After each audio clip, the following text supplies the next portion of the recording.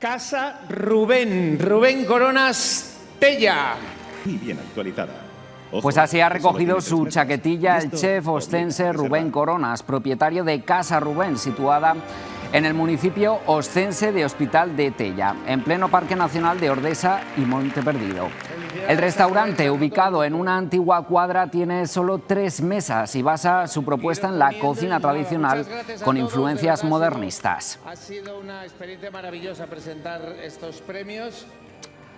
Pues hombre, la verdad que con mucha ilusión, teníamos muchísimos nervios porque, claro, tampoco es una cosa segura, ¿no? Porque te mandan la invitación, pero bueno, también estás ahí a ver qué pasa. Entonces, la verdad que cuando lo escuchas es un subidón tremendo, la verdad. Y nuestro restaurante lleva 40 años abierto y yo lo gestiono hace unos 20 años.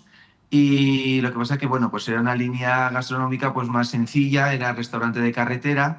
Y bueno, desde hace 5 años, pues con Cristina, que bueno, ya lleva 10 en el negocio conmigo, pero desde hace 5 ya decidimos de hacer un giro de rumbo y dar un aire nuevo y hacer lo que verdaderamente queríamos, que era tener un restaurante, pocas mesas, pocos clientes y bueno, pues hacer un menú de degustación donde pues bueno, yo me pudiera pues hacer cosas que me gustan y salirte un poco de la línea que llevábamos ya durante muchísimos años.